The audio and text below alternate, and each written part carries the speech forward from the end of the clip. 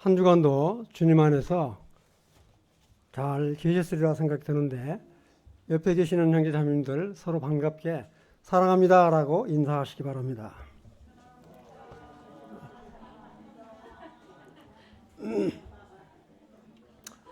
오늘 말씀은 휴거와 7년 환란에 대한 말씀을 전하려고 합니다. 작년 12월 초에 에스겔 37장 마른 뼈의 환상을 통해서 그 이스라엘의 완전한 회복을 말씀을 드렸고, 그 다음에 금년 2월 달에는 환란 전에 곡과 마곡의 전쟁이 일어날 것이다. 그래서 에스겔 37장과 38장을 이렇게 그 말씀을 드렸어요. 오늘은 부활, 그 다음에 휴거, 그 다음에 7년 환란이 일어나고, 그 다음에 7년 환란이 끝난 다음에 바로 민족의 심판이 있습니다. 민족의 심판이 있고, 민족의 심판이 끝난 다음에 천년왕국으로 이어지는데, 천년왕국이 이어지고 천년왕국이 끝나면 그 다음에 여러분들 잘 아시는 곡과 마곡의 전쟁이 다시 한번 또 있어요. 그러고 나서 백보자 심판이 있고, 백보자 심판을 통해서 둘째 사망에 이르는데, 이것은 다음번에 한 최소한도 3번, 4번 정도 이렇게 해야 되지 않을까 이렇게 생각이 됩니다. 그래서 부활과 휴거는 7년 환란 전에 반드시 일어난다. 근데 놀랍게 이 휴거라든지 7년 환란을 영적으로 해석하시는 분들이 의외로 많이 있더라고요. 좀 그건 너무 놀라운데 그건 이따 또 말씀을 드리기로 하고, 우선 전반적인 거를 제가 설명을 드리도록 하겠습니다. 한번 넘겨주실래요? 여기 보면 마이크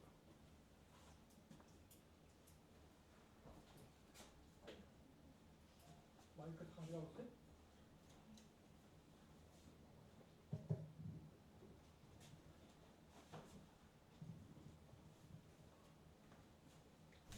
여기를 보시면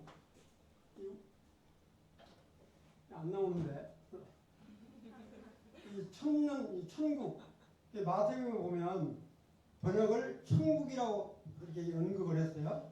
영어로는 천국이 아니라 The Kingdom of Heaven, 그래서 하늘의 왕국이라고 하는 말이 정확한 표현입니다.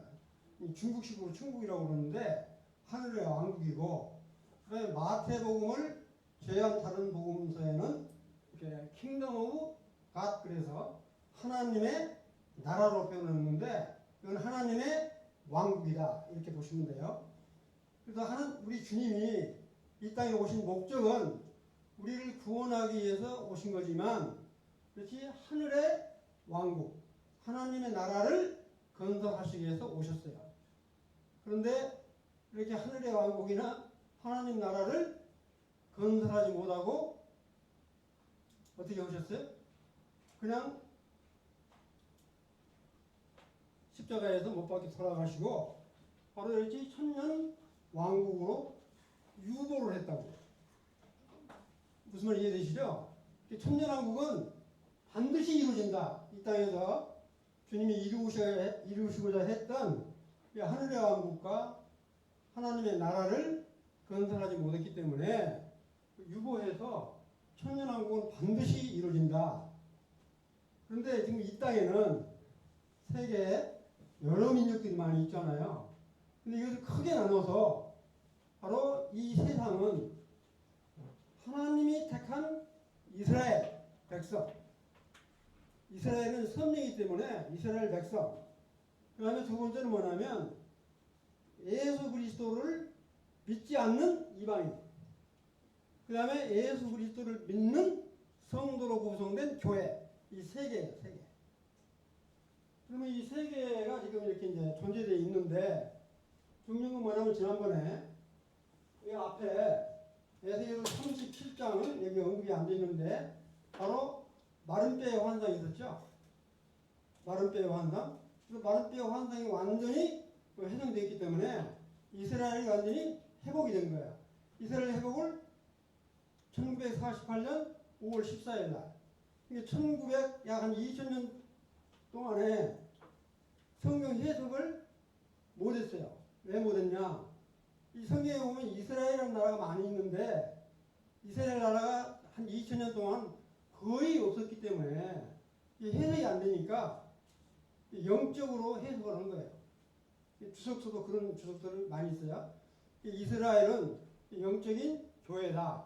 이렇게 해석된 건 지금 그래서 1948년 5월 14일 이후는 바로 이스라엘 나라가 독립을 했기 때문에 지금은 이렇게 주석을 거의 이렇게 정확하게 표현이 되는데 그전에 이스라엘 나라가 없으니까 해석을 잘못한 주석들이 많이 있었다. 이걸 이해를 하시고 오늘 지난번에 2월 달에 저희가 38장, 39장은 바로 곡과 마옥의 전쟁을 통해서 뭐가 된다고 그랬어요? 이렇게 다윗 왕이 부활을 해서 다스린다는 게 예수 그리스도가 최고의 통치자가 되시지만 실제 성경에 보면 이제 다윗이 부활을 해서 통치하는 걸 나오잖아요. 그래서 38장, 39장은 바로 그냥 곡과 마옥의 전쟁이에요. 그래서 제가 아까도 말씀드렸지만 오늘 말씀드릴 건 뭐냐면 이처럼 교회의 휴거는 반드시 일어난다. 휴거되는 부분, 휴거는 부활하고 같이 연결되어 있기 때문에 부활과 휴거라는 부분을 말씀을 드리고 그 다음에 이렇게 휴거되면 이 7년 혼란은 반드시 우리가 휴거된 다음에 뭐가 생기냐? 7년 환란이 생긴다. 이 7년 환란 중에서 전 3년 반과 후 3년 반으로 나눠지는데 후 3년 반은 뭐라고 그러죠? 대환란이라고 그런다고요. 이것은 마태복음 24장에 전체에 나와 있는 게 7년 환란이에요. 그 다음에 요한계시록 6장부터 시작해서 16장까지 인지장이 있고 그 다음에 나팔장이 있죠. 그 다음에 대접이라고도 하고 대접 말고 대접을 병지향이라고도 해요. 대접으로 이렇게 따르면 흐트러지잖아요. 근데 병에 나온 것은 또록 떨어지기 때문에 병심판이라고 이렇게 언급을 한다. 그래서 여하튼 7년 환란을 하고 그 다음에 7년 환란이 끝날 때쯤에 우리 성경에 보면 이 아마겟돈 전쟁이라는 걸 많이 하시죠. 그 아마겟돈 전쟁도 반드시 일어난다. 근데 아마겟돈 전쟁이 일어나고 그러니까 뭐 미사일 쏘고 뭐 원자폭탄 떨어지고 이런 게 아니라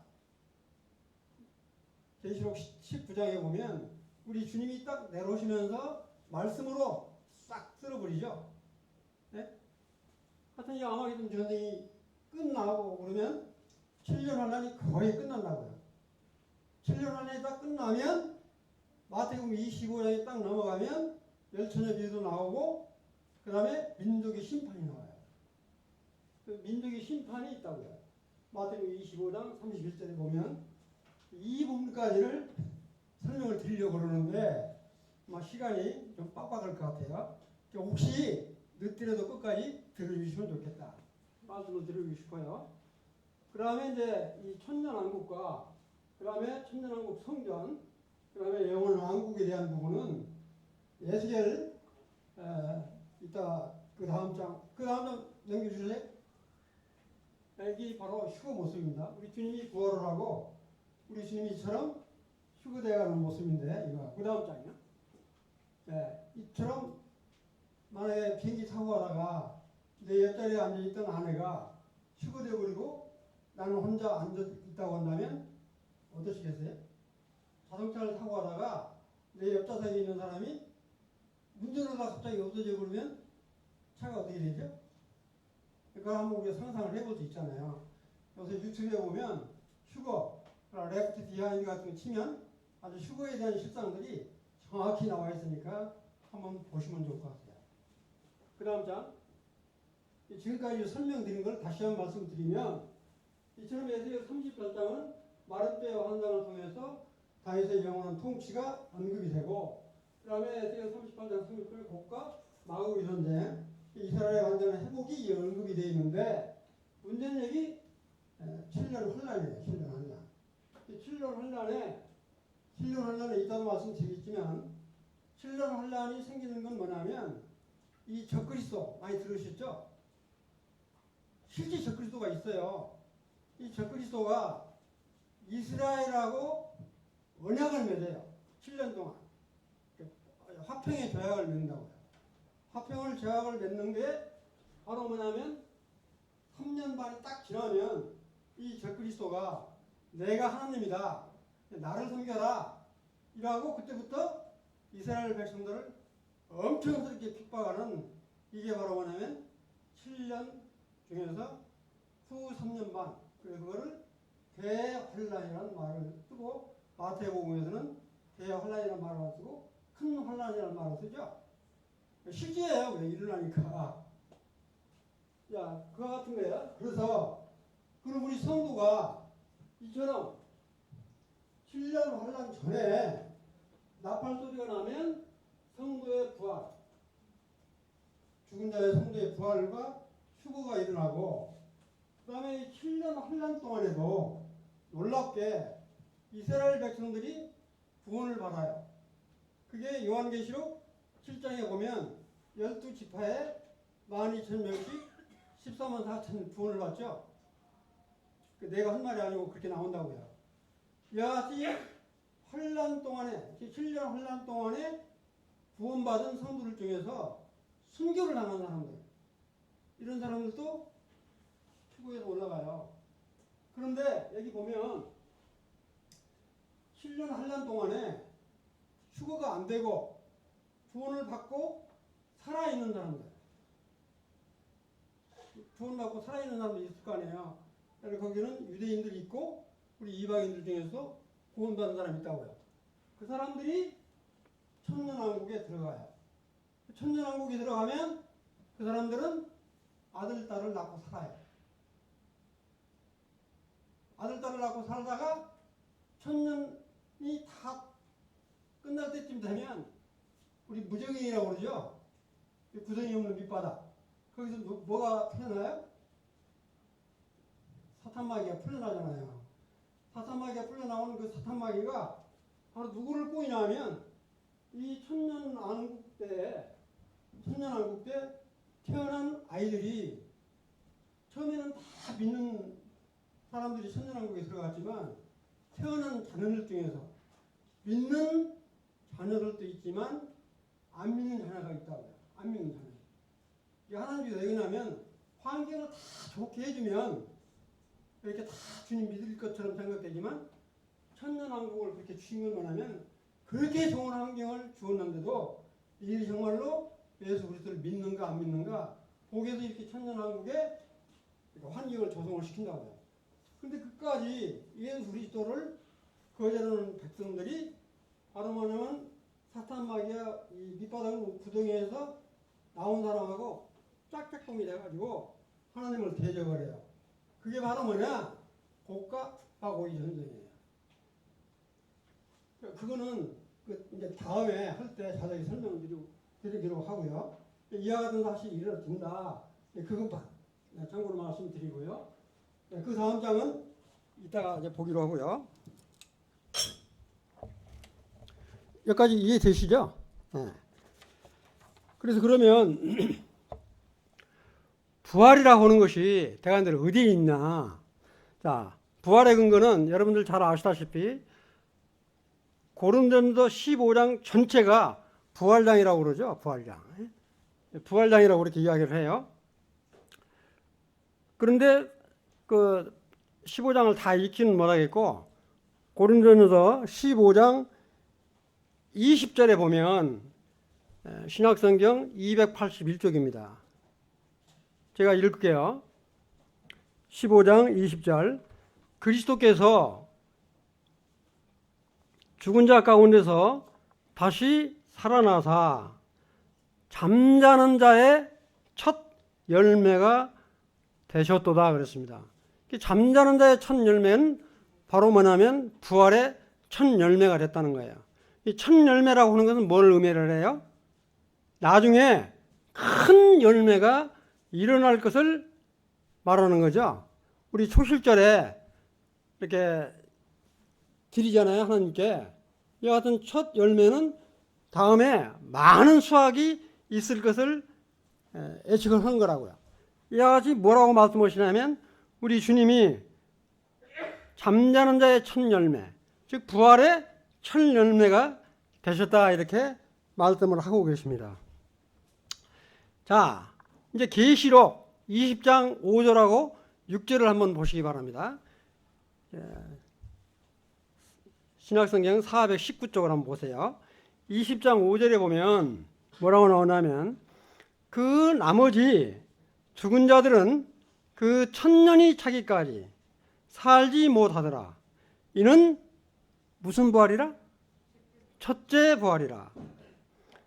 20장 6절 이 첫째 부활에 참여하는 자들은 복이 있고 거룩하다. 둘째 사망이 그들을 다스리는 권세가 없고 도리어 그들이 하나님과 그리스도의 제사장이 되어 천년 동안 그리스도와 더불어 왕노릇 하리라. 여기는 뭐가 나와 있습니까? 둘째 사망이 나와 있죠. 자, 잘 들으세요. 이 첫째 부활이라는 말이 나오는데 이 첫째 부활은 언제부터 언제까지 이렇게 부활하는 사람이 첫째 부활이냐? 예수 그리스도가 십자가에서 못 박혀 돌아가시고 그 다음에 부활을 할 때 무덤이 열리고 예수님과 함께 부활했던 사람이 있죠. 이건 내가 지어낸 말이 아니고 성경에 이렇게 나오잖아요. 마태복음에. 이때 부활부터 시작해서 7년 환란이 되기 전에 무덤에서 일어났던 부활한 사람, 그 다음에 7년 환란 때 이렇게 부활한 사람을 첫째 부활이라고 말을 해요. 첫째 부활이 뭐 이렇게, 그 다음에 부활은 첫째 부활과 그 시기는 조금씩 다르지만 그 전부 다 통틀어 첫째 부활이라고 이야기하고, 그 다음에 둘째 사망이란 말이 계시록 20장 6절에 나오는데 이 둘째 사망은 뭐냐? 아까도 말씀드렸지만 백보자 심판 때, 백보자 심판 때 심판을 하면 우리 성도들은 어떻게 돼요? 상급의 심판이 되죠. 그러나 그때까지 불신자들은 영원한 불못에 들어가기 위해서 심판을 받아요.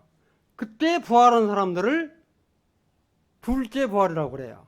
성경에는 둘째 부활이라는 말은 없어요. 뭐만 나와 있냐? 둘째 사망이라는 말만 나와 있다고요. 둘째 사망을 들어가기 위해서는 둘째 부활을 해서 심판을 받을 수밖에 없잖아요. 그래서 둘째 사망을 둘째 부활이라고 표현을 한다. 이렇게 이해하시면 돼요. 무슨 말 이해되시죠? 근데 중요한 이와 같이 부활하는 거, 이렇게 죽은 자의 부활이 그러면 어디에 나와 있느냐? 그 다음에 우리 죽은 자의 부활과 더불어 반드시 우리 주님은 재림을 하실 때 무슨 재림이 있어요? 공중 재림과 지상 재림이 있다고요. 자, 여기서 데살로니가전서 4장 14절, 그 다음에 16절을 이렇게 한번 제가 읽을게요. 신약성경 331쪽이에요. 자, 14절을 제가 읽겠습니다. 우리가 예수께서 죽으셨다가 다시 살아나심을 믿을진대 이와 같이 예수 안에서 자는 자들도 하나님이 그와 함께 데리고 오시리라. 자는 자가 누구예요? 죽은 자들이죠. 예를 들어서. 자, 이 15절. 우리가 주의 말씀으로 너희에게 이것을 말하노니 주께서 강림하실 때까지, 이렇게 재림하실 때까지, 강림 내려온단 말이죠. 강림하실 때까지 우리 살아남아 있는 자도 자는 자보다 결코 앞서지 못하리라. 그러니까 죽은 자들이 먼저 부활을 한다는 거죠. 이해되시죠? 네. 그 다음에 16절. 16절은 다 같이 한번 읽어봅시다. 16절 시작. 주께서 호령과 천사장의 소리와 하나님의 나팔 소리로 친히 하늘로부터 강림하시리니 그리스도 안에서 죽은 자들이 먼저 일어나고, 그 다음에 17절 시작. 그 후에 우리 살아남아 있는 자들도 그들과 함께 구름 속으로 끌어올려 공중에서 그러는데, 이거 바로 뭐냐면 킹제임스는 뭐라고 표현을 되어 있냐면 이렇게 채어 올라간다. 이렇게 여기 지금 요 휴자가 한문으로 끌어올릴 휴자예요. 끌어올린다 이렇게. 그 다음에 들 것자. 그러니까 딱 잡아서 낚아채 올라간다. 그런 뜻이에요. 휴거라는 뜻이. 우리말 표현으로 잘 된 것 같아요. 휴거. 휴거는 이처럼 성경에는 휴거란 말은 없어요. 근데 여기 지금 뭐라고 나오냐면 이처럼 채어 올라가 공중에서 줄을 만난다. 채어 올라가는 건 딱 잡아서 낚아채서 올라가는 것이기 때문에 휴거라고 하는 표현은 정확한 표현이다. 근데 이때 무슨 소리가 난다고 그랬어요? 이때 여기 주님이 내려올 때 이렇게 우리가 휴거를 하게 되는데, 그때는 그냥 우리가 올라가는 게 아니고 무슨 소리가 나요? 나팔 소리가 난다고요. 나팔 소리가. 나팔 소리가 얼마나 클지 한번 이게 상상을 해보시길 바랍니다. 근데 이 나팔 소리가 계시록 1장 10절에 보면 우리 사도 요한이 뭘 해요? 7개의 편지를 쓰죠. 7개의 편지를 써요. 편지를 쓸 때 나팔 소리 같은 음성으로 7교회의 편지를 보내라 그러잖아요. 이때 나팔 소리가 난다고요. 그런데 계시록 4장 1절에 보면 사도 요한이 이렇게 휴거에서 올라가는 장면이 나와요. 어떻게 나오냐면 뭐라고 나오냐면 나팔 소리 같은 음성이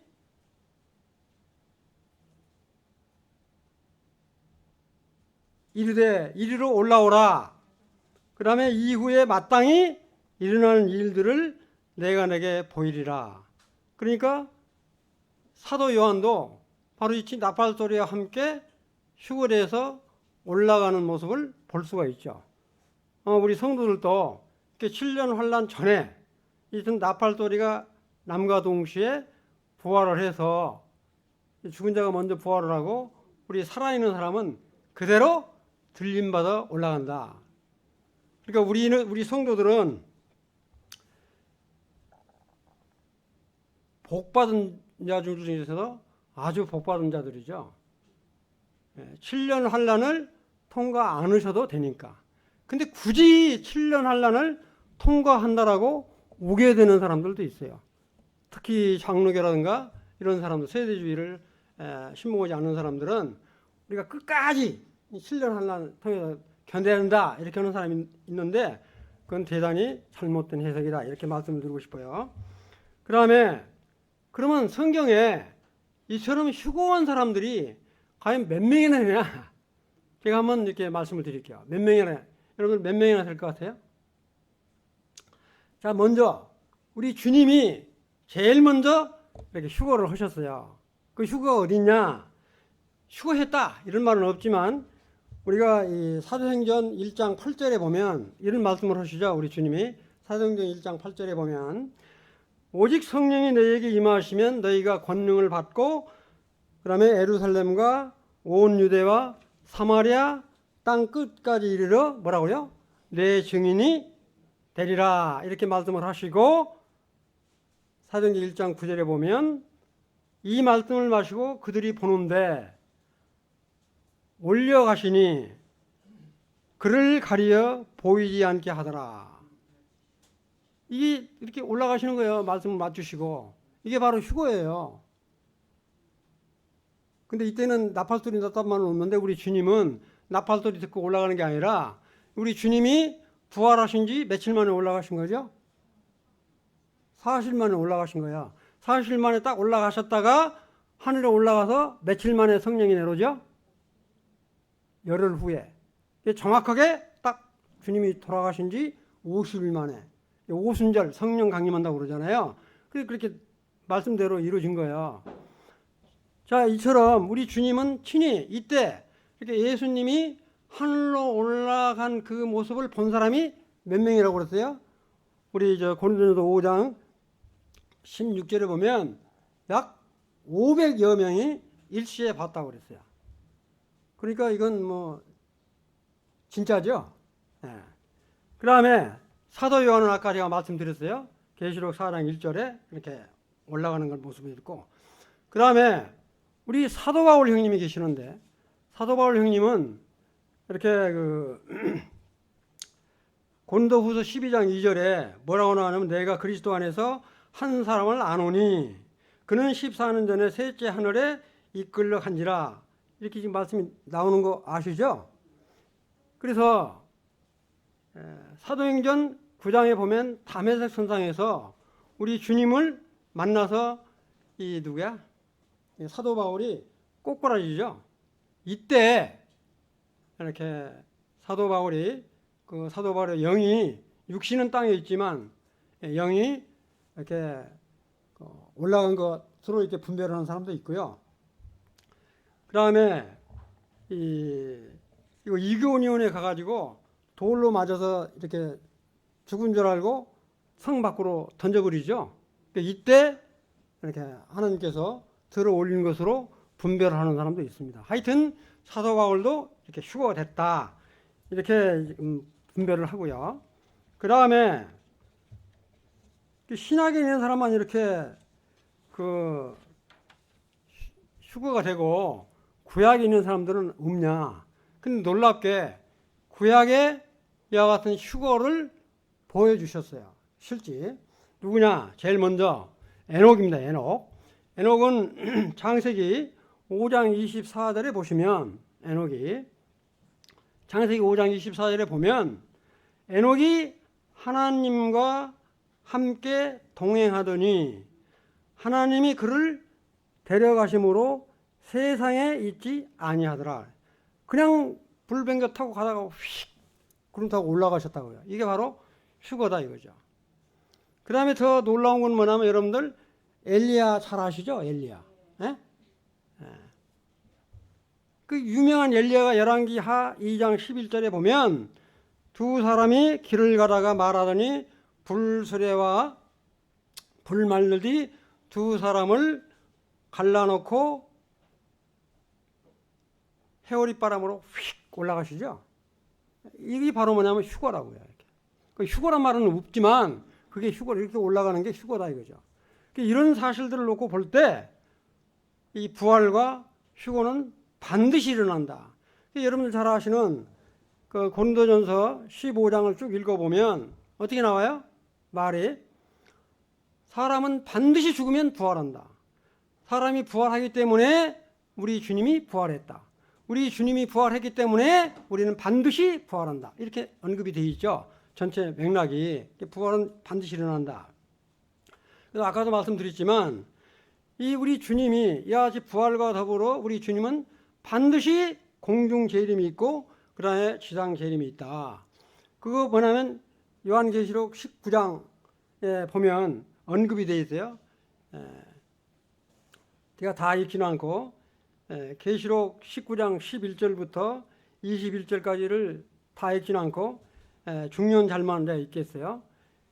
계시록 19장 11절 419쪽을 한번 보시면, 또 내가 하늘이 열린 것을 보니 보라 백마와 그것을 탄 자가 있으니 그 이름은 충신과 진실이라.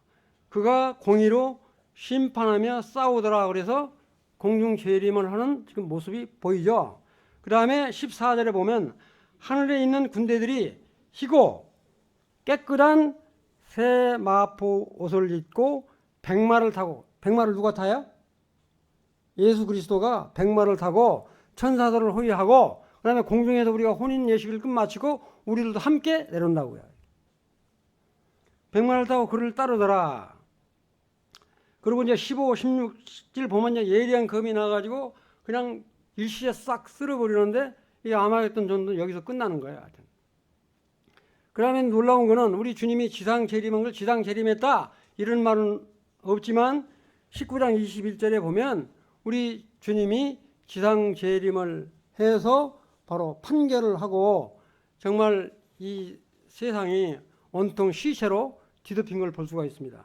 자, 19장 21절 제가 읽을게요. 한번 보세요.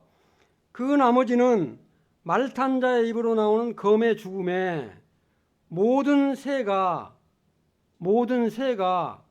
그 고기로 배불리우더라. 그 고기라고 그러니까 그 고기가 무슨 고기예요? 죽은 시체죠, 시체. 이 시체가 늘어지면 제일 좋아하는 게 누구예요? 독수리와 까마귀, 이 새들이라고요. 무슨 말 이해되시죠? 그런데 아까 제가 그 민족 심판이라는 말이 나오는데 이 대목이 바로 심판을 할 때 민족 심판이 마태복음 25장 31절 거기 보면 이런 말이 나와요. 자기 영광으로 우리 주님이 자기 영광으로 모든 천사와 함께 자기 영광의 보좌에 앉으리니 그래요. 보좌에 누가 앉아요? 우리 주 예수 그리스도가 뭘 하기 위해서 심판하기 위해서 이제 보좌에 앉으신다고요. 그래서 심판을 해가지고 전부 지금 말한 대로 시체가 널브러져서 새가 그들을 뜯어 먹는다는 거죠. 근데 이와 같은 모습을 우리 성도들은 이제 공중에서 주님과 함께 오니까 공중에서 그와 같은 상황을 볼 수 있을는지는 모르겠어요. 우리는 거기에 참여하지는 않는다. 이렇게 보시면 돼요.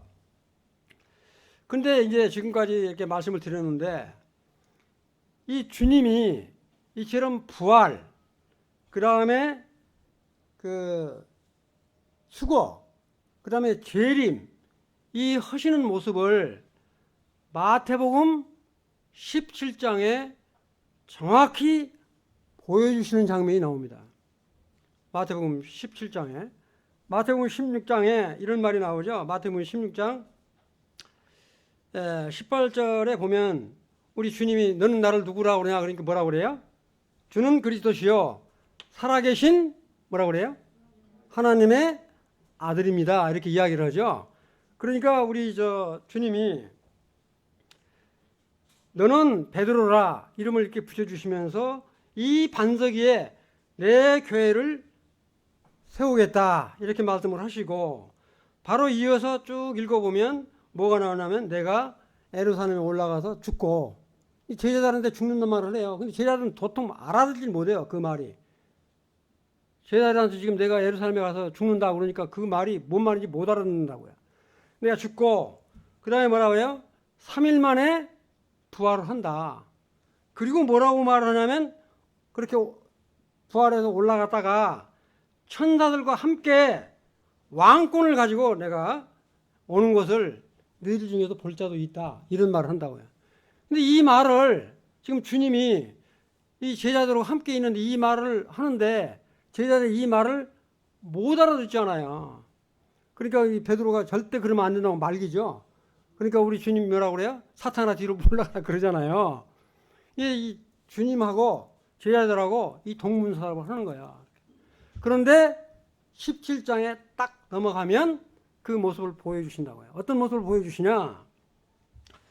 자, 17장 마태복음 17장 1절에서 8절까지 쭉 보면 이 베드로하고 그 다음에 뭐냐면 야고보하고 요한을 데리고 높은 산으로 올라가시죠. 네? 높은 산으로 올라가가지고 우리 주님이 누구 뵈는데요? 우리 주님하고 그 다음에 죽었던 모세 부활해가지고 모세하고 그 다음에 구약 때 휴거했던 엘리야하고 세 사람이 이야기하는 모습을 누구한테 보여줘요? 이처럼 베드로, 야고보, 요한한테 딱 보여준다고요. 보여주니까 베드로가 너무너무 놀라가지고 뭐라고 그래요? 초막 셋을 지어서 하나는 주님을 위해서, 하나는 모세를 위해서, 하나는 엘리야를 위해서 짓겠습니다. 그러니까 주님이 그렇게 하라고 그래요? 하지 말라고 그래요? 그때 바로 호련히 빛난 구름이 그를 딱 뒤덮으면서 뭐라고 그래요? 구름 속에서 이는 내 사랑하는 아들이요 내 기뻐하는 자니 너희는 그의 말을 뭐라고요? 들으라. 이렇게 보여주시는 거예요. 그게 바로 뭡니까? 이처럼 모세가 여같이 들려서 올라가는 거, 부활과 휴거, 그 다음에 제 이름을 동시에 다 보여주시는데도 이 제자들이 전혀 모릅니다. 주님이 실질적으로 부활해가지고 나타났는데도 베드로가 뭐예요? 나는 물고기 잡으러 갑니다. 라고 갈릴리 바다로 가버리죠. 근데 거기에 누가 찾아가요? 우리 주님이 부활해가지고 찾아가서 뭐라고 해요? 요한복음 20장에 네가 나를 사랑하느냐? 네가 나를 그렇게 3번 묻잖아요.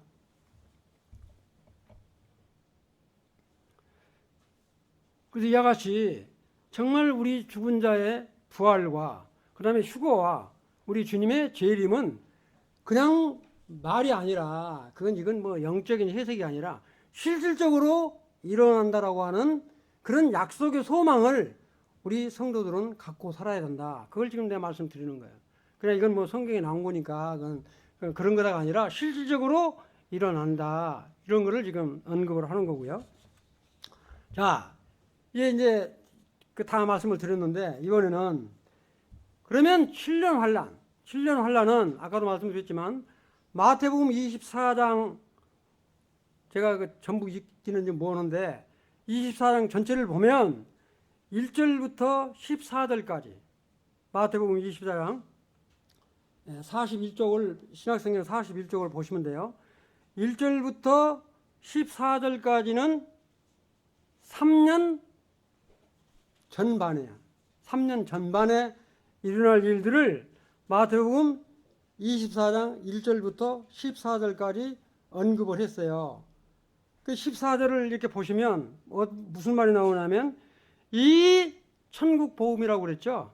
왕국, 하늘의 왕국의 복음이 모든 민족에게 전파되어야 그때 끝이 오리라. 바로 뭐냐면 아까 제가 말씀드렸죠. 7년 환란 때도 복음을 전한다고 그랬어요. 근데 놀라운 건 뭐냐면 계시록 14장에 보면 무슨 복음을 누가 전하죠? 천사가 날아가면서 영존하는 복음을 전하는 게 계시록 14장에 나와 있다고요. 시간 없으니까 그냥 이와 같이 환란 때에도 이렇게 복음을 전한다. 그래서 이제 중요한 건 뭐냐면 그 다음 장 한번 보실래요? 요거를 이제 우선 아까 그 앞에 말씀드린 이건 지금 뭘 설명을 드리려고 하냐면 환란 때 반드시 환란 성전이 지어진다. 환란 성전이 지어진다. 환란 성전이 지어지는 건 뭐냐면 아까도 제가 그런 말씀드렸잖아요. 이 적그리스도가 이스라엘 사람들하고 7년 동안 언약을 세운다고 해요. 그래서 이 성전에서 너희들이 제사를 드려라, 헌물을 드려라 이렇게 약속을 해요. 그와 같은 것을 설명을 드리기 위해서 이 표를 보여주시는데 여러분들 성막은 잘 알죠? 회막이라고 하고 성막이라고 하고 출애굽기 25장에 보면 성막 시대는 지났고 그 다음에 솔로몬이 사무엘하 24장에 쭉 보면 솔로몬의 성전이 나오죠. 그러죠? 솔로몬 성전이 나오는데 솔로몬 성전이 끝까지 있어요? 없어요? 없어지죠? 솔로몬이 잘못해가지고 북이스라엘과 남유다로 갈라지죠. 남유다는 북이스라엘은 누가 망해요? 아수르 군대한테 완전히 초토화돼서 망하고 그 다음에 남유다는 바벨론에 의해서 완전히 망하죠. 그때 이 솔로몬 성전이 완전히 불타서 없어져요. 그래서 바벨론 포로로 몇 년 동안 가죠? 유다 백성들이 포로로 간 사람들은 다 똘똘 잘난 사람들이에요.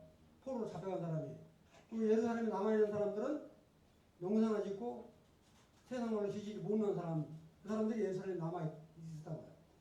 자, 그런데 이 고레스의 흉령에 따라서 예루살렘에 돌아가지고 뭐를 짓죠? 성벽을 건축을 하고 성전을 짓잖아요. 그 성전 지은 거를 수르바벨 성전이라고 그러죠. 수르바벨 성전. 이걸 했는데 안 보이네 이게 안 나오는데. 하여튼 이 수르바벨 성전이 됐어요. 근데 이 수르바벨 성전이 너무너무 초라한 거야. 그래서 우리 학교에서라든가 이런 거 보면 이렇게 너무너무 초라하지만 거기에 우리 주님이 산다. 이런 예언까지 나와 있는 걸 볼 수 있는데 이와 같은 수르바벨 성전이 그대로 있지 않고 헤롯이 어디 사람이에요? 헤롯. 에돔 사람이에요. 근데 이 유대인들은 이스라엘 사람들은 에돔하고 에돔이 바로 에서의 후손이잖아요. 아주 상극이라고. 그런데 이스라엘 지도자로 왕으로 왔으니 얼마나 이스라엘 사람들이 싫어하겠어요? 그러니까 이 사람이 인심을 얻으려고 제일로 중기만 하면 이 성전을 46년 동안에 걸쳐서 성전을 멋있게 지어준다고. 근데 이 성전을 멋있게 지어주는데 거기에 바로 우리 주님이 임재하셔서 성전에 들어가서 뭐 했어요? 비둘기 파는 사람 상을 뒤엎고 막 그러시죠? 네. 근데 우리 주님이 뭐라고 그래요? 이 성전을 돌 하나도 돌 위에 남지 않고 전부 무너지리라. 그렇게 말씀하신 딱 70년 만에 로마의 디도스 장군이 와서 성전을 진짜 돌 하나도 돌 위에 남지 않고 완전히 무너뜨려 버렸다고. 지금까지 이스라엘에 성전터가 없습니다. 성전이 없습니다. 그런데 이 성전을 지어서 해야 되는데 중용은 이스라엘의 그 성전 건축 위원회에서 여하튼 이 환란 성전을 짓기 위한 모든 기구들은 다 준비를 해놓고 있고, 그 다음에 여러분들 민수기 19장에 보면 반드시 속죄를 지을 때 뭘 해야 돼요? 붉은 암송아지. 붉은 암송아지를 윤자를 해서 이미 붉은 암송아지까지 다 준비를 해놓고 있다고. 이 실제예요. 그러면 이 성전터를 어디다 지어야 될 거냐? 그 다음 장 한번 넘기실래요? 그 다음 장. 그 다음 장. 이거 가버렸네? 앞에. 이게 우리 가버렸네? 넘겨보세요. 이상하네? 더 넘겨보세요. 네. 뭐 하여튼 잘못됐는데.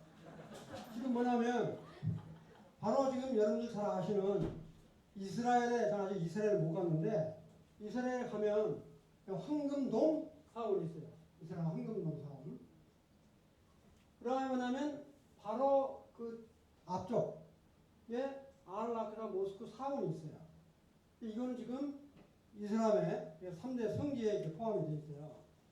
그 다음에, 근데 이제 유대인들이 아무리 연구를 해도 정말로 여기가 솔로몬이 지은 성전터가 맞냐 연구를 한 결과 여기가 아니라는 것이 이렇게 알게 됐어요. 그 다음 장 한번 보세요. 네. 여기 보시면 아까 황금돔 사원이 있고 여기 아라크사 사원이 있는데 바로 그 밑에 뭐냐면 그 기온샘 아시죠? 기온샘에서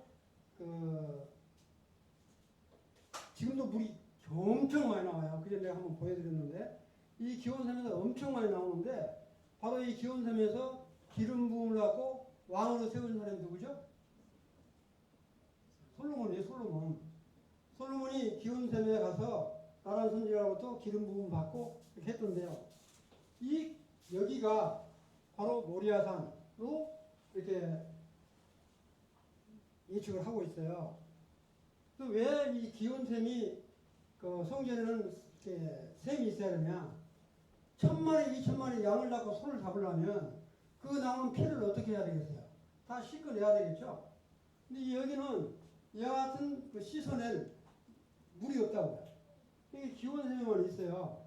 근데 그런 걸 아는데 여기 사원에다가 여기다가 바로 우리 땅이니까 제3성전을 짓겠다. 이건 이제 3차 전쟁이 일어나는 거죠. 이슬람하고. 그래서 언제 어느 때 이 3성전이 지어질 것인가는 아무도 예측을 할 수가 없지만 반드시 지어질 것이다. 그래서 심지어는 어떤 사람은 트럼프 시절에 트럼프가 아마 이 삼성전을 짓지 않겠느냐 이런 말까지 나왔었는데 하여튼 이 다윗의 도시 그 기온샘이 있는 이곳에 바로 성전이 세워질 것이다. 반드시 이와 같이 환란 전 성전이 세워져야만이 이 말씀을 이루는 거예요. 그 같은 것들을 다시 한번 이제 정리를 하면 마태복음 24장 15절을 한번 이렇게 보시기 바랍니다. 그 다음에 41페이지 마태복음 24장 15절하고 그 다음에 다니엘서 9장 27절 구약성경 1249쪽을 같이 보시기 바라요. 제가 같이 동시에 읽을게요. 15절 그러므로 너희가 선지자 다니엘이 말한 바 멸망에 가져간 것이 거룩한 것에 선 것을 보거든. 여기서 멸망에 가져간 것이 뭐예요? 적그리스도예요. 적그리스도. 그 다음에 거룩한 곳은 뭐냐면 성전이라고요. 성전에 이렇게 적그리스도가 선 것을 보거든 그렇게 말을 했는데 이와 같은 게 더 자세히 나온 것이 뭐냐면 다니엘서 9장 27절이에요. 1249절 제가 다니엘서 9장 27절을 읽을게요. 그가 장차 많은 사람들과 더불어 한 일해 동안의 언약을 굳게 맺고 한 일해 동안 7년 동안의 평화 조약을 맺는 거예요. 언약을 맺고 그 다음에 그가 일해의 절반에 제사와 애물을 금지할 것이며 7년에서 3년만 딱 되면 그때 적그리스도가 야, 너 이제 그만 제사 드려라. 내가 하나님이다. 나한테 예배해라. 이렇게 나온다고요. 그때부터 유대 민족들을 엄청스럽게 핍박을 하는 거예요. 이렇게. 핍박을 해도 견딜 만한 핍박이 아니라 도저히 견딜 수 없는 핍박이 이어지는 것이 나오게 됩니다. 그 다음에 이제 이와 같은 것들이 적그리스도에 대한 것이 데살로니가 후서 2장 4절에도 언급이 되어 있어요. 데살로니가 후서 2장 4절 334쪽에 보시면 그는 대적하는 자라 신이라 불리우는 모든 것과 숭배함을 받는 것에 대항하여 그 위에 자기를 높이고 하나님의 성전에 앉아 자기를 하나님이라 내세운다. 그래서 성전에서 지가 하나님이라고 내세우는 이 바로 뭐냐면 적그리스도 하는 것이 데살로니가 후서에도 정확히 언급이 되어 있다. 이걸 이제 말씀을 드리는 거예요. 그러니까 이해되시죠? 네. 그 다음에 이제 좀 마태복음으로 다시 넘어가서 이 24장 16절에 보면 이제 마지막 환란이에요. 이제 큰 환란 때 24장 16절에 보면 그때 유대에 있는 자들은 산으로 도망하라. 그 다음에 17절에 보면 지붕에 있는 자는 집 안에 있는 물건을 가지러 내려가지 말라. 19절에 보면 그날에는 아이 뵌 자들과 젖 먹이는 자들에게 화가 있으리로다. 20절 너희가 도망하는 일이 겨울에나 안식일이 되지 않도록 기도하라. 24장 21절 다 같이 한번 읽읍시다. 시작. 이는 그때 큰 환란이 있겠습니다. 창세로부터 지금까지 이런 환란이 없었고 후에도 없으리라. 이건 여러분들 잘 아시는 에레미야 30장 7절에 보면 구약성경 1098쪽에 보면 에레미야 30장 7절에 보면 뭐라고 나오냐면 슬프다 그날이여 비할 데 없이 크니 이는 야곱의 환란의 때가 되미로다. 그가 이어서 구하의 냄을 얻으리로다 이러는데 환란의 때 이건 뭐냐면 북이스라엘이 아수리에 의해서 패망을 당할 때도 큰 환란이었고요. 그 다음에 남유다가 바벨론에 의해서 패망을 당할 때도 큰 환란이었고요. 그 다음에 이같이 7년 환란 때 당하는 것도 큰 환란이에요. 그래서 구약성에서 예언은 한 번으로 끝나는 게 아니라 이같이 3번까지도 연계되어진다. 지난번에도 한번 말씀드렸으니까 참고로 하시길 바라요. 그 다음에 24장 여기 보시면 이 마태복음 24장 이 마태복음 전체가 누구를 위한 복음서예요? 마태복음 전체가 누구를 위한 복음서예요? 우리 이방인들하고는 전혀 상관없어요. 이게 전부 다 유대인들한테 한 말이라고요. 유대인들한테 지금 이렇게 이야기를 하는 거예요. 산으로 도망해라. 그 다음에 뭐냐면 아이벤다들과 젖먹는 화가 있다. 유대인 저렇게 대환란 때 도망을 해야 될 텐데 애를 뱉다든지 어린 갓난아이가 있으면 어떻게 도망을 못 가잖아요. 그러니까 안식일 때 도망을 가야 하는데 이 안식일을 지키기 위해서 1.5km 이상을 못 걸어요. 1.5km 이상 걸으면 일이 되니까. 이스라엘 사람들은 그렇다고요. 지금도 그래요. 지금도 그렇게 잘 지킨다고요. 이와 같은 것은 전부 뭐냐? 이 이스라엘 사람들을 향해서 이렇게 지금 언급을 하고 있어요. 그 다음에 이제 아까도 말씀드렸지만 마태복음 24장 28절 이제 한번 보세요. 이제 마지막 때 아까도 제가 계시록 19장 21절에 언급을 했는데 28절에 보면 죽음이 있는 곳에는 뭐예요? 독수리들이 모일 것이라. 왜 독수리들이 뭐예요? 시체가 널브러 되어 있기 때문에 이 시체를 먹기 위해서 독수리나 까마귀나 이런 들이 와서 먹는. 그래서 새들의 잔치라고 그러잖아요. 이게 바로 뭐냐면 우리 주님이 이와 같이 되는데 이번에는 계시록 6장에서부터 16장, 19장까지를 한 도표로 제가 보여드릴게요. 이 일들이 다 보기는 그러니까. 그 다음 장 한번 넘기실래요? 여기 기원섬에서부터 신랑 연못까지가 약 한 540m 돼요. 실제 지금 있어요. 그 다음 장 한번 넘기세요. 네. 지금 여러분들은 요한계시록을 읽어보면 이 6장부터 이렇게 요한계시록 6장에 쭉 보면 제일 먼저 일곱인이 나와요. 그러면 일곱인 재앙이 다 끝나면 바로 뭐냐면 나팔장이 나온다고요. 나팔장 다 끝나면 그 다음에 대적 또는 병재앙이 나와요. 그러면 이 같은 7년 동안에 인재앙이 끝나고 그 다음에 일곱 나팔이 끝나고 그 다음에 일곱 대적, 일곱 병재앙이 끝나는 것으로 저도 처음에는 그렇게 이해를 했어요. 근데 내용을 훑어보면 이렇게 전개되지 않고요. 이렇게 전개되지 않고 이와 같은 그림이 형성이 돼요. 뭐냐면 이렇게 첫째인, 둘째인, 셋째, 넷째, 다섯째, 여섯째, 일곱째. 일곱째 인이 딱 부어지면 7년 환란이 끝나는 거예요. 그 다음에 7년 환란이 끝난과 동시에 바로 일곱 이 나팔 재앙이 3년 반 후 3년 반에 왕창 쏟아지는 거예요. 그 다음에 바로 이어서 이 병재앙이 쏟아지기 때문에 이 7년 대환란 중에서 이후 3년 반을 그래서 큰 환란, 대환란이라고 이야기해요. 7년 대환란이라는 말은 틀리고 7년 환란 중에서 3년 반 후를 대환란이라고 이야기를 해요. 이것이 왕창 쏟아진다고. 이 내용들을 보면 알 수 있어요. 그 다음 장 한번 보실래요? 그 다음 장.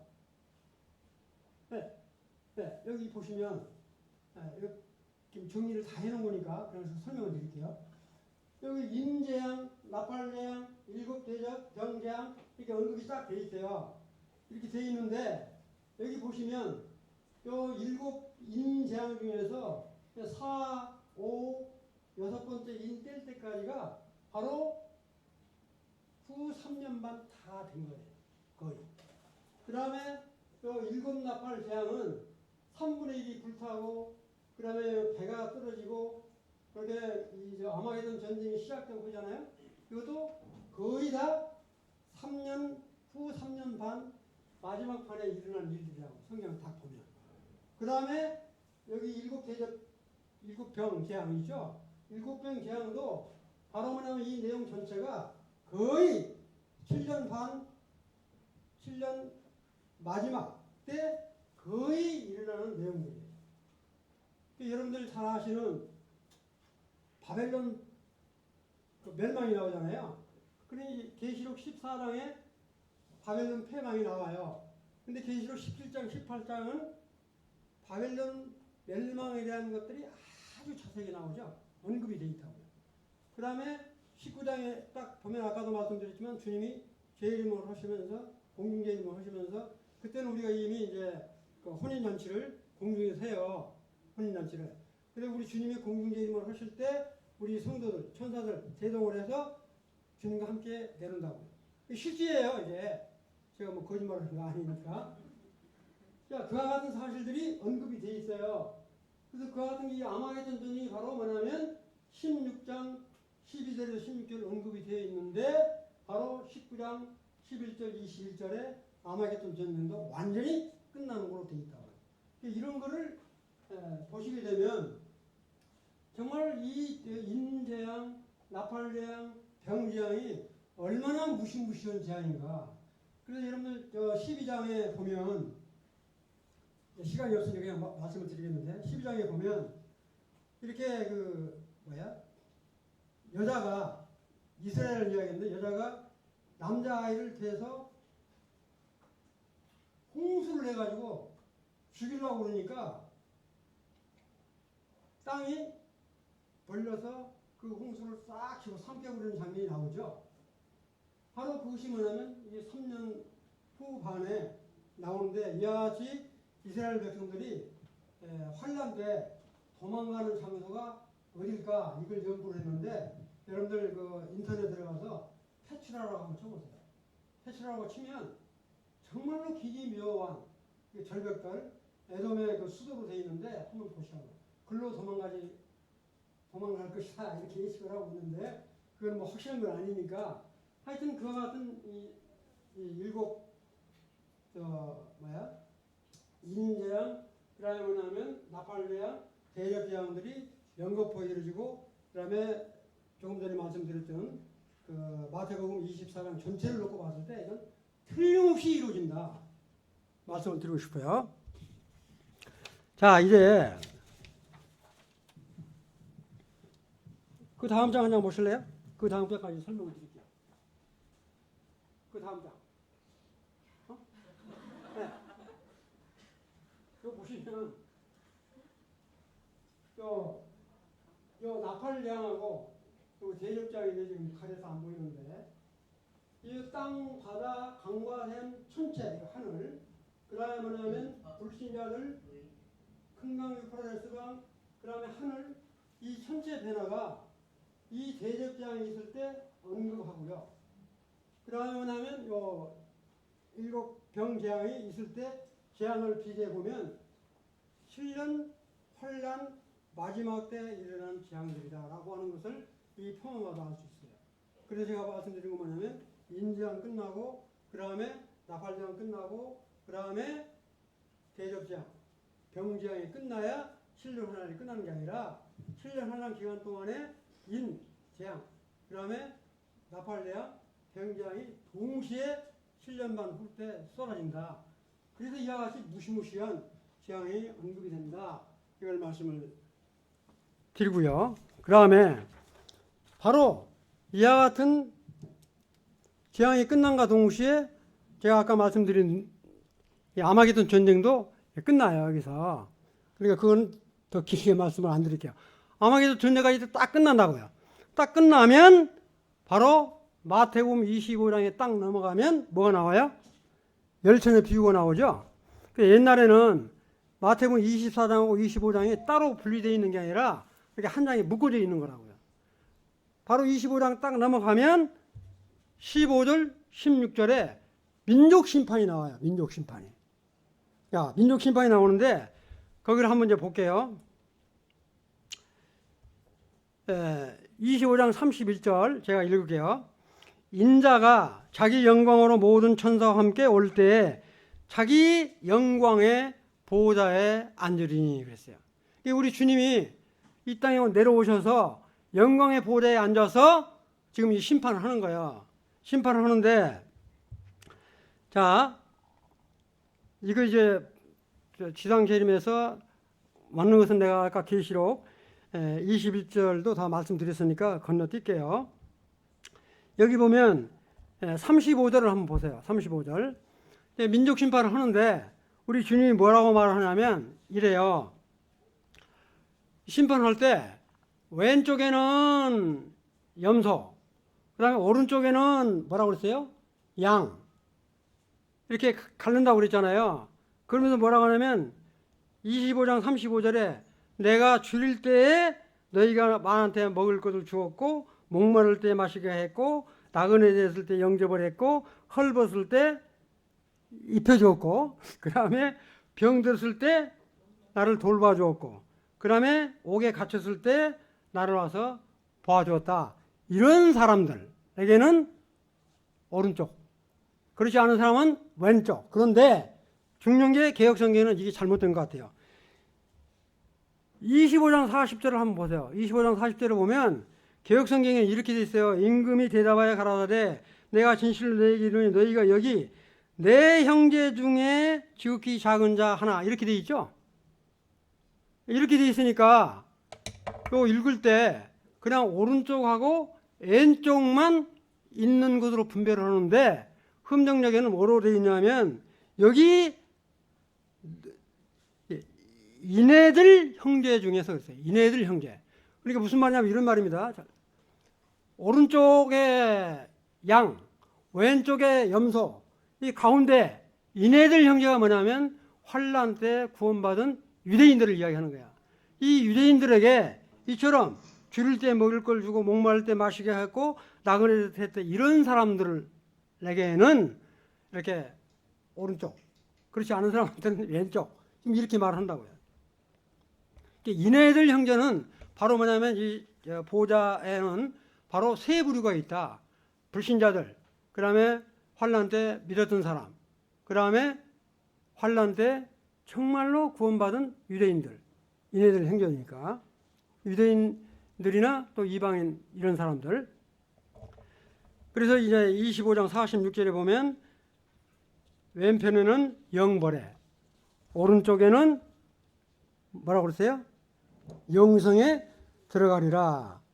이렇게 지금 언급을 하고 계십니다. 이와 같은 민족 심판이 끝나면 아까도 말씀드렸지만 천년왕국에 들어가게 되는데 천년왕국, 그 다음에 이제 그 곡감하고, 그 다음에 백보다 심판, 그 다음에 둘째 사망, 그 다음에 새하늘과 새 땅, 이거는 다음번에 말씀드리기로 하고 이제 말씀을 정리하고 마칠게요.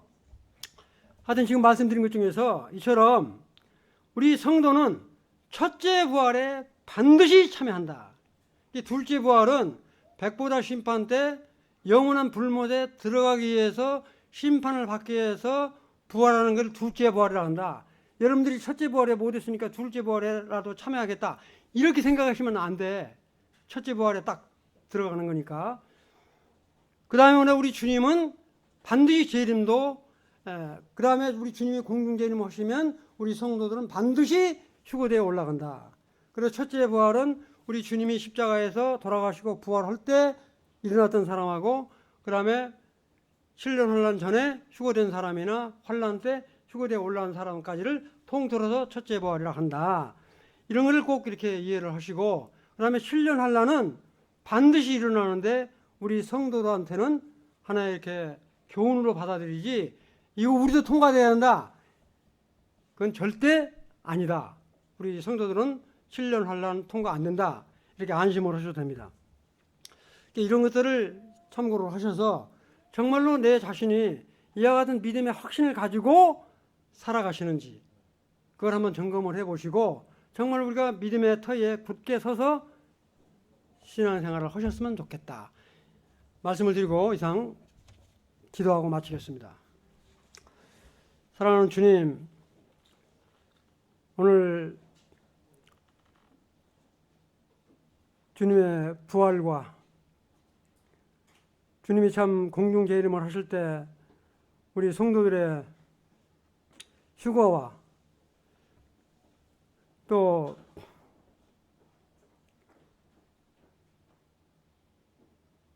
칠년 환난을 통한 그 참 어려움을 통해서 이스라엘 백성들이 당하는 그 고통을 저희들이 생각해 보게 됩니다. 그러나 우리 구원받은 성도들은 얼마나 큰 은혜인가를 생각해 보게 될 때 감사를 드립니다. 이제 이와 같은 7년 환란이 끝나고 또 민족 심판이 이루어질 뿐만 아니라 참 천년 왕국과 새하늘과 새 땅에 대한 이런 비전을 갖고 살아가도록 은혜를 베푸신 아버님께 감사를 드립니다. 오늘도 함께 하신 주께 감사를 드리며 우리 예수 그리스도 이름으로 기도를 드렸습니다. 아멘. Recording stopped.